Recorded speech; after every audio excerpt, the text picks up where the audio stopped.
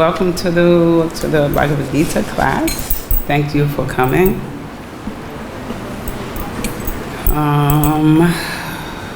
We're reading from we're beginning chapter 14. It's the first verse, but we'll do the prayers first. Om Gana Tamarandasha Gana Gana Salakaya Tatsumaytam Yena Tasmai Shri Gurave Namaha Shri Satanya Manobishtam Sapitam Yena Bhutale Swarupa Karamayam Dadati Swaparantikam Vandeham Shri Guru Shri Yuta Parakamalam Shri Gurum Vaisnavamscha Shri Rupam Sagvajatam Sahagana Vagunatam Vitam Tam Sajivam Savadvaitam Savadutam Parejana Sahitam Krishna Saitanya Devam Shri Radha Krishna Paran Sahagana Lalita Shri Vishakam Vitamscha E Krishna Karuna Sindhu Dina Bindu Jagat Pate Gopesha Gopika Kanta Radha Kanta Namostute Tapta Kanchan Gourangi Radhi Vrindavaneshwari Vishwabhanu Sutta Devi Pranamami Hari Priye Vancha Kapya Srubhischa Kripa Sindhu Bhevacha Patita Nam Pavanebhyo Vaisnavbhyo Namo Namaha Jaya Shri Krishna Chaitanya Prabhu Nityananda Shri Advaita Gadadhara Shri Vasari Gaura Bhaktavinda Hare Krishna Krishna Krishna Hare Hare Hare Rama Rama Hare Hare Om Namo Bhagavate Vasudevaya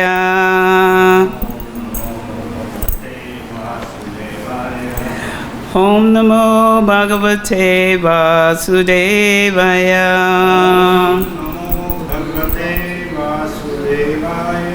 Om Namo Bhagavate Vasudevaya Om Namo Bhagavate Vasudevaya. Reading from Bhagavad-Gita, as it is, by His Divine Grace, A.C. Bhakti-Vedanta Srila Prabhupada, Chapter 14, entitled The Three Modes of Material Nature. Text 1. Shri Bhagavan Uvacha Param Bhuya Pavakshami Gananam Ganamuttamam Yashatva Munasarve Param Siddhim Itogataha. I will do the word for word. Shri Bhagavan Uvacha. The Supreme Personality of Godhead said. Param Transcendental. Bhuya. Again. Pravakshami, I shall speak. Jnananam, of all knowledge. Jnanam, knowledge. Uttamam, the supreme. Yat, which.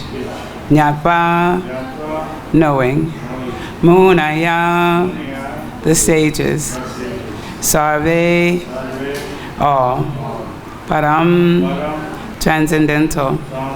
Siddhim, perfection. Ita, from this world. Gata, attained. Translation and purport by His Divine Grace, A.C. Bhakti-Vedanta Srila Prabhupada. The Supreme Person of Godhead said, Again, I shall declare to you this supreme wisdom, the best of all knowledge, knowing which all the sages have attained the supreme perfection. Please repeat. The Supreme Personality of Godhead said, Again I shall declare to you this supreme wisdom, the best of all knowledge, knowing which all the sages have attained the supreme perfection.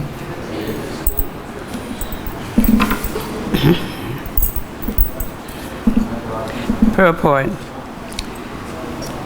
From the 7th chapter to the end of the 12th chapter, Sri Krishna in detail reveals the absolute truth, the Supreme Person of Godhead.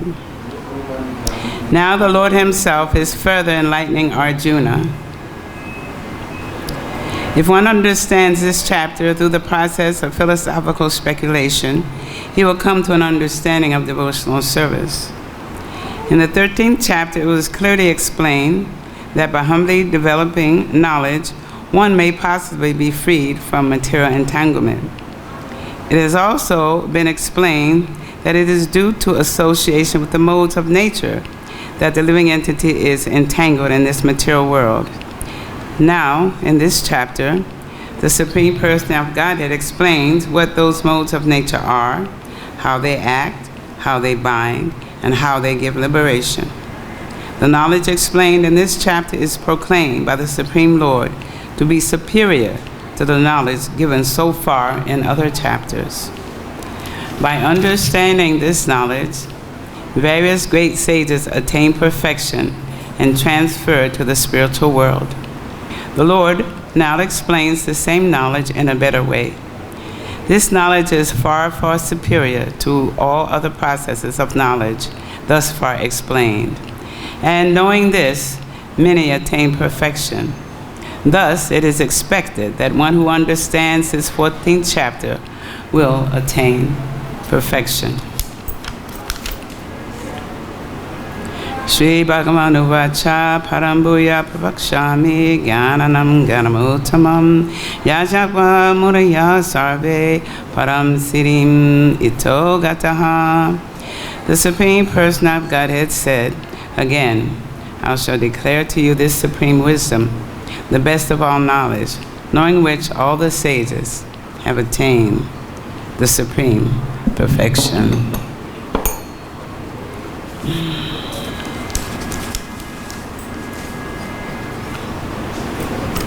So, just as a little bit of a review, we completed the middle section, which is the Bhakti-yoga section of the Bhagavad-Gita, which were chapters 7 through 12.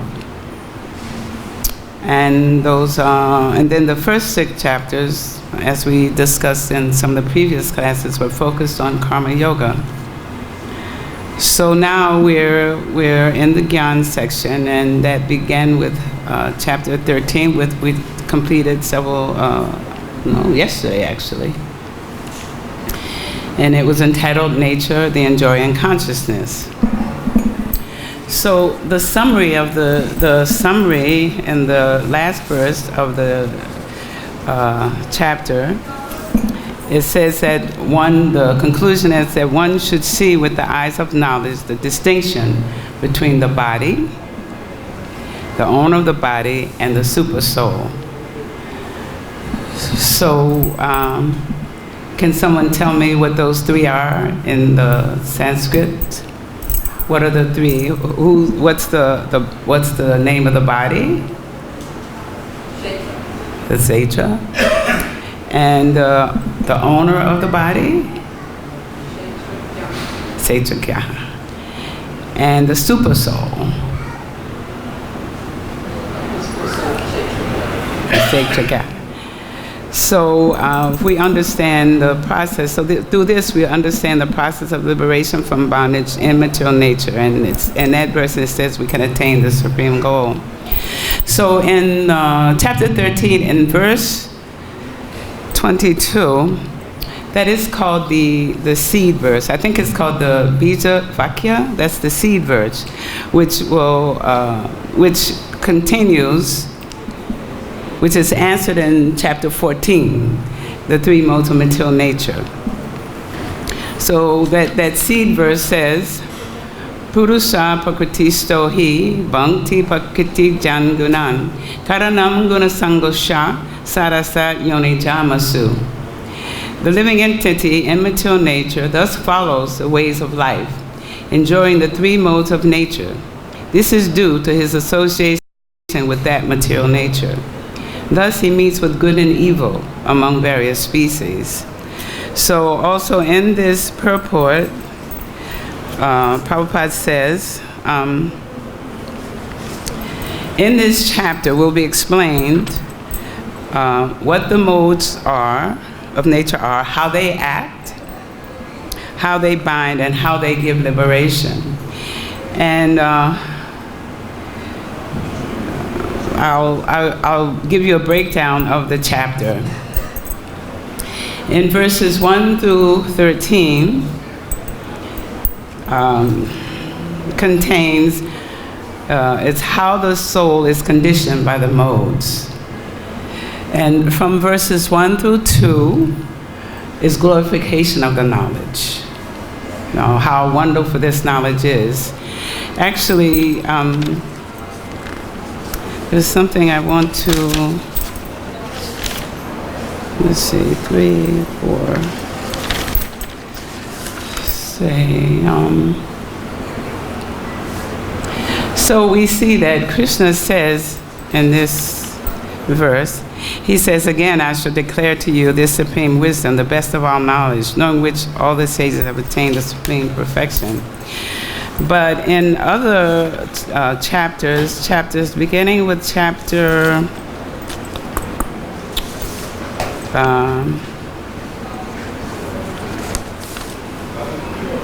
let's see, 2, 3.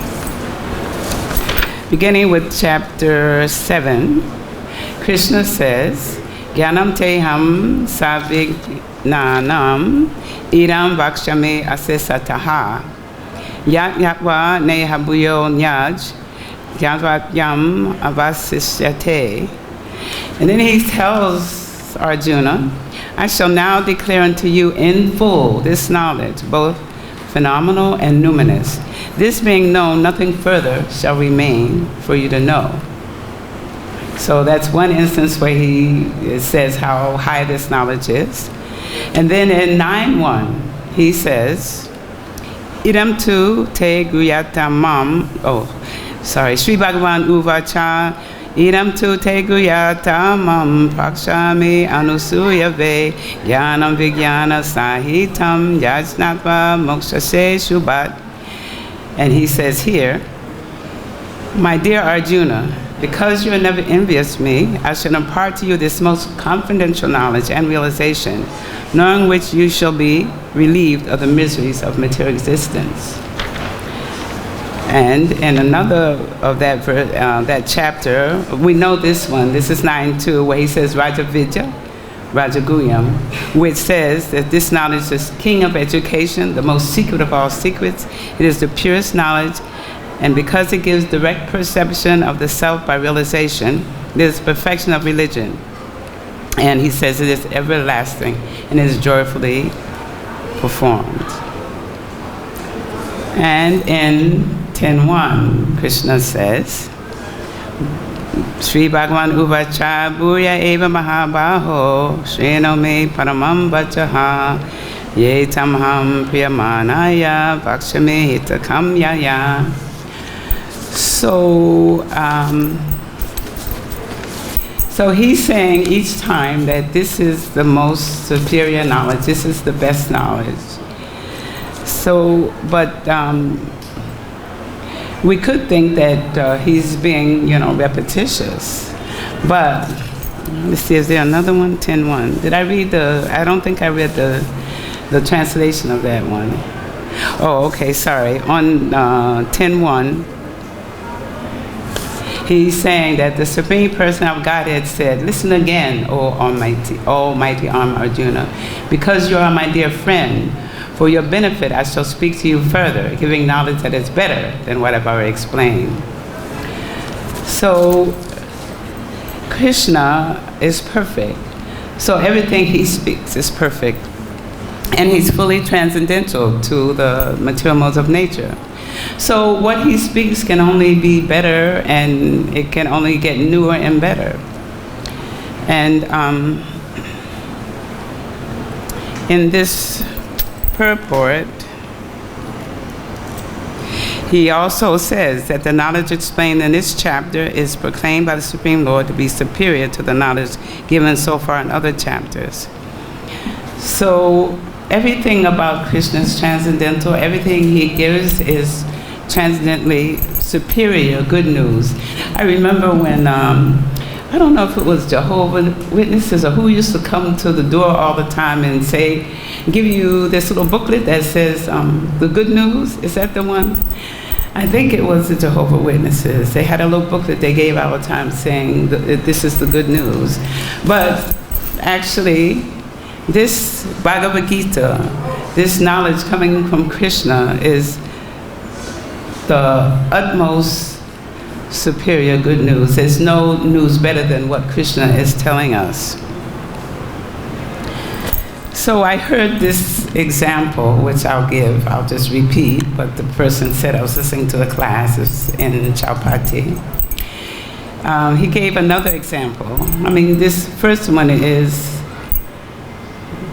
transcendental, but this one is a little bit mundane. He just brought it down to a level when some can understand. Like, for instance, say there's some sort of a concert or some sort of a sports event, or say it's a cricket match, for instance, and some person hears about it and he gets like really excited. He thinks, oh, that's the best news I've heard, because they're attached to, you know. And then the person has the desire to go. I want to go. So if someone says to you, I can get you tickets to this event, then they get really excited and they tell him, oh, I know I can get it for you. So we can ask, which is the best knowledge? The event, my desire to go, or the actual process to get it?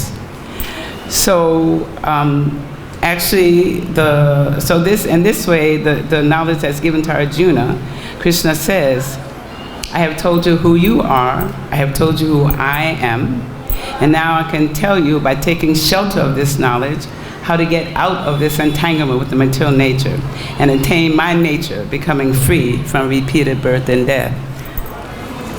So before I started talking about this, I was going to give you an outline of the chapter, breakdown of the chapters.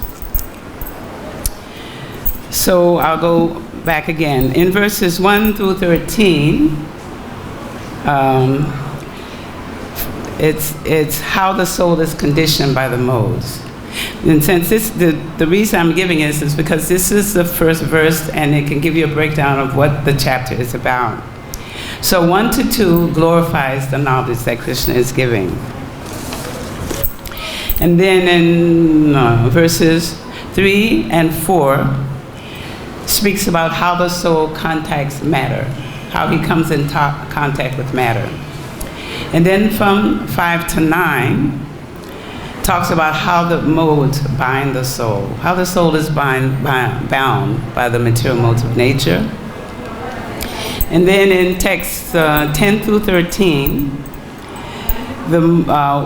Prabhupada identified the modes dominating us by their principal characteristics, like the mode of goodness, the mode of passion, and the mode of ignorance.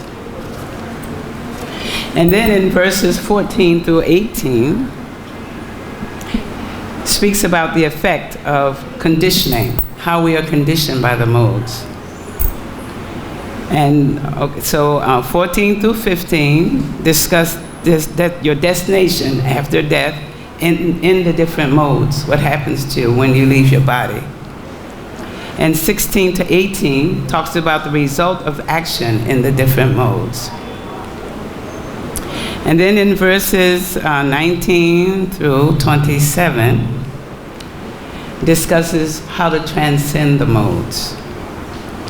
So verse 19 is seeing the modes as doers and the Lord as transcendental.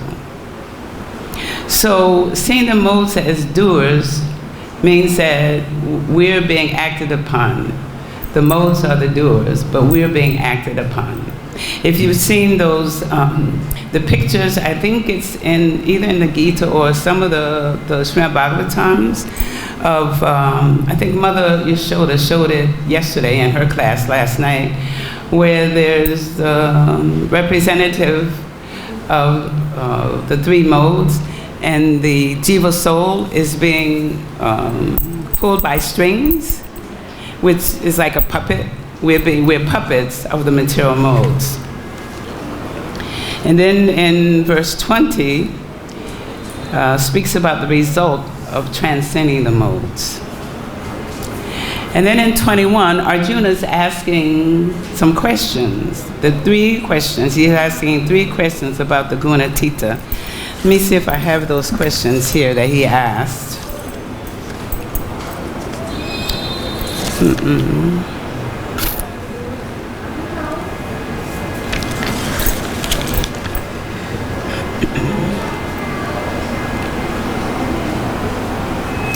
Oh, here are his questions. His questions are, by what symptoms? Oh, first I have to explain he talks about the Gunatita. The Gunatita is the person who is transcendental to the 3 modes. So Arjuna is asking, by what symptoms is the Gunatita known? What is his behavior? How does he behave? And then his 3rd question is, what is the process of transcending the modes?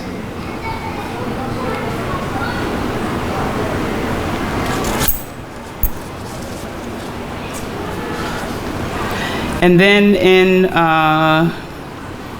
26, discusses by pure bhakti, one transcends the modes and comes to the level of Brahman. And then in 27, it's established that Krishna is the source of that Brahman.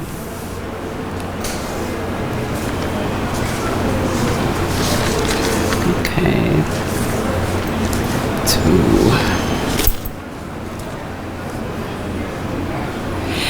So, in the purport,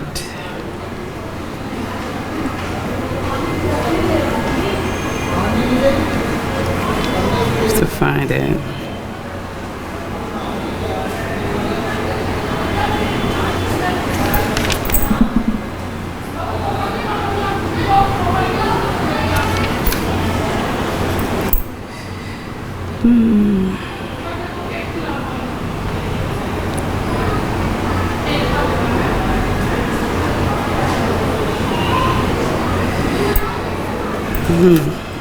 Don't see. Oh, here it is. This is this one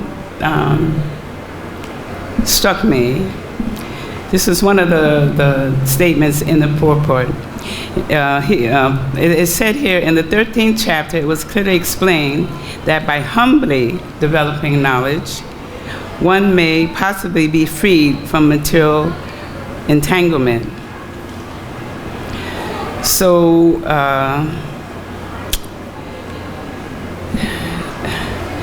in the verse, Krishna is, this says, Yaj Gyatva Munaya Sarve.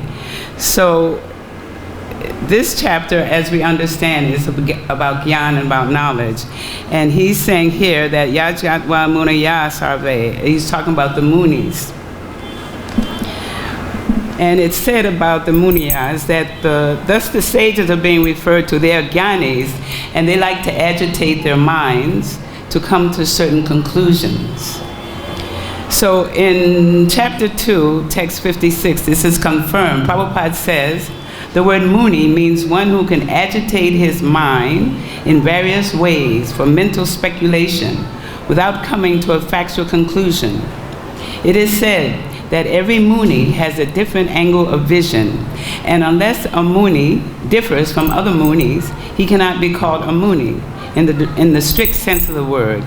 And we're not talking here about stick-to deer Munis, one of steady mind. We're talking about the ones that like to speculate. So this humbly means that if you're looking for knowledge, as is stated in, I forget what chapter it is, about how to approach a spiritual master, how to seek information from him in a humble mood, not in a puffed up mood. But also, I was thinking that I was meditating on this. The other one was, the other word was possibly. Hey, me possibly be free. There's no guarantee if you're cultivating knowledge that you're going to be free from the midst. You might reach the wrong conclusion in your speculations when you're, trying to attain knowledge. You might wind up thinking, I'm God.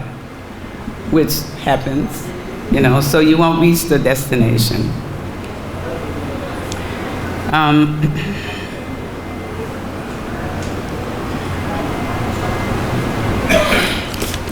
And from the purport, it's also been explained that it's due to association with the modes of material nature that the living entity is entangled in its material world. And in the 5th chapter, it discusses the entanglement by getting entangled in the tree, the upside down banyan tree. You get entangled. You can't find your way out. That's entanglement. And you can't find your way out unless you have someone who can lead you out of your entanglement and fruitive activities in the banyan tree. 2, 3.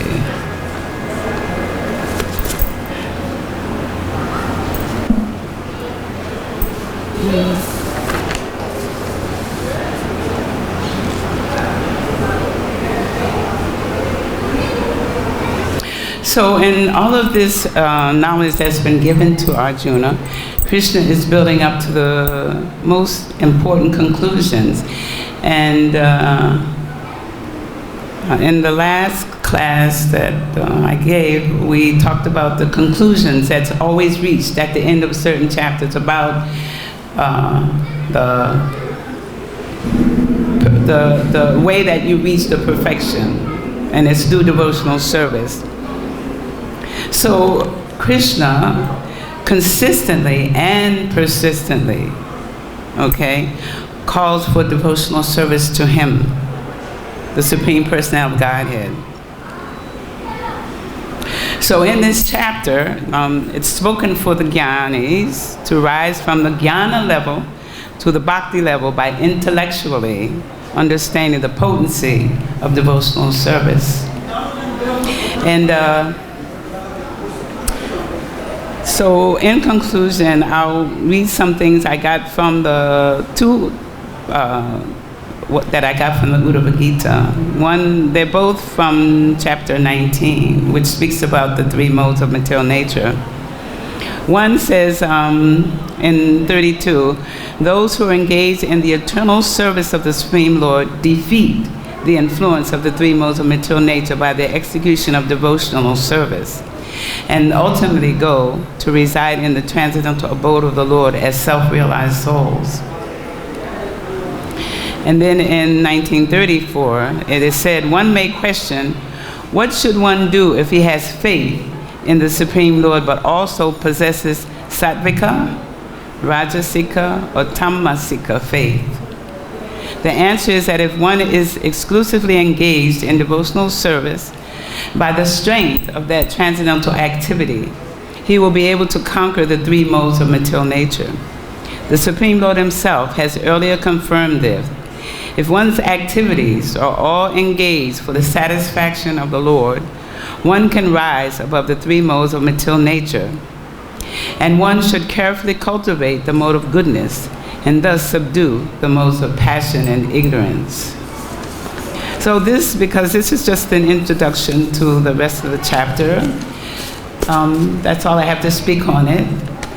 But it's open for discussion, corrections, additions, and comments.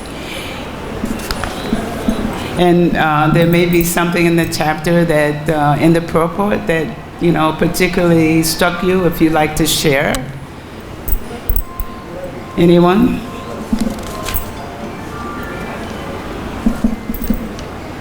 Oh, you need the mic? You're going to speak? Yes, you need the mic.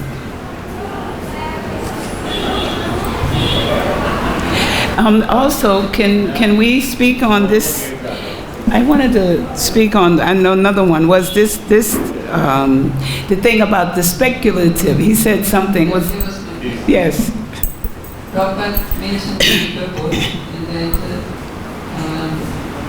if one understands this chapter through the process of philosophical speculation. Yes. Now, we have to take it as different from mental speculation. Yes. So do you want to discuss that? Right. Well, you can add to as well, but what I read was, or what I heard in the class was, this speculation is not, like you said, because if you've been through this, Krishna is established as the absolute truth. So this speculation has the foundation of knowing that Krishna is the absolute truth. For instance, we may speculate about something and say, I wonder if I should go to Vrindavan. Or I wonder if, but it's not that we're mental speculators, is it? You may want to add something to that. When you look up Srila Prabhupada's quotes about how we should study his books, yes, he does say there's a quote where he says we should be studying his books from every angle of vision. yes, So I think that's what he means by this philosophical speculation. In terms of that, we should be seeing how to apply the knowledge or realize the knowledge yes, in our lives, yes, not just speculate. Not just learn it, but actually Yes, philosophically try and understand how it works. yes, that was important. Actually, I went to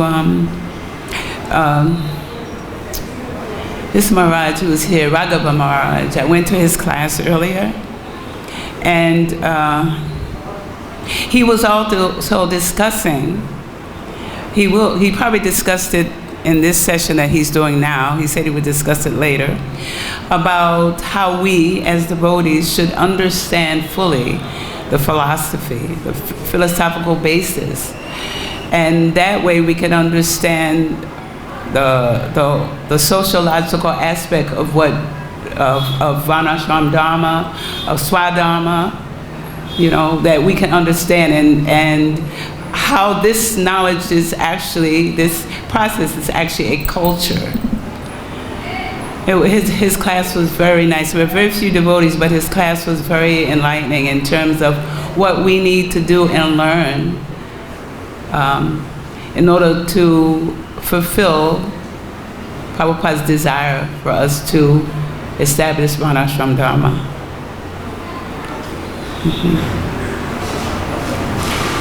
Anyone else?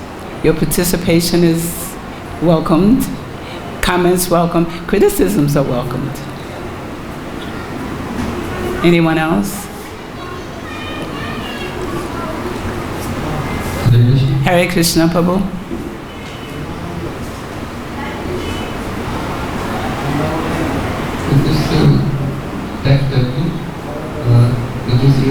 This is the best of all knowledge.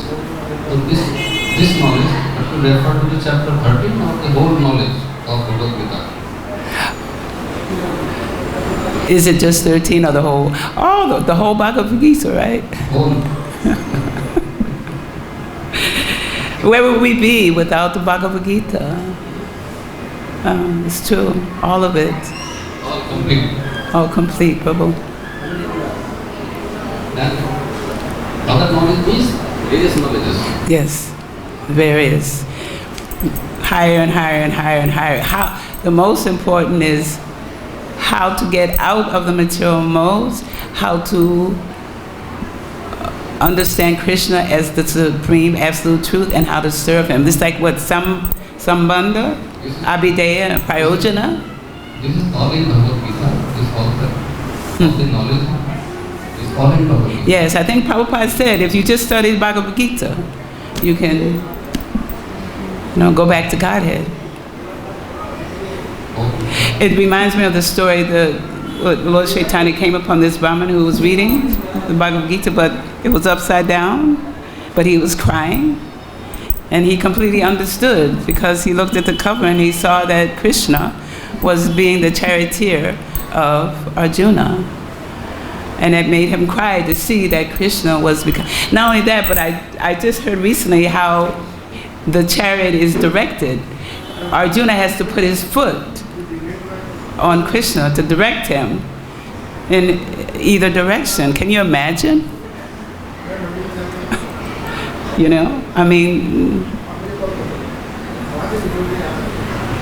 So, we just have to come to the realization of Krishna as our very, very dear friend who's trying to bring us back home. Anything else? Suppose one has the knowledge regarding Gita, but he does not follow that, and what will happen? And I'm sorry, what? I mean to say, a devotee has, anybody actually, he has got the Knowledge, right? knowledge of the Bhagavad-Gita, Yes. complete knowledge, Yes. but he does not adopt that. He doesn't adopt it. He doesn't have the realized knowledge. Is that what you mean? What will happen? If he's chanting, he should just keep chanting. No, if he's chanting, he'll eventually come to perfection. And it says somewhere in the Gita that If he is chanting, it means he is adopting the path of Bhagavad Gita. Agree? yes, but also Here regarding his knowledge only. yes, He but has knowledge. but somewhere in the Gita it says, I don't know this. Here, by knowledge, he will attain perfection. Yes, but He does not follow, does not adopt. But it says if he I don't know what the chapter and verse is, but I know in the Gita it says even if the devotee does not, take to the knowledge, that Krishna in the heart will help him, will help that devotee if he's trying to follow the process. Isn't it? What verse is that? I don't know. It's in the Chatusloki verse? Okay, yes. Krishna helps us in all ways. So it depends if we're doubting or if we're sincere. Because there's also a verse that says that for the ones who doubt my instructions, they will fall down. They'll go down, yeah. Okay. Thank you. Thank you so much for your participation. Hare Krishna.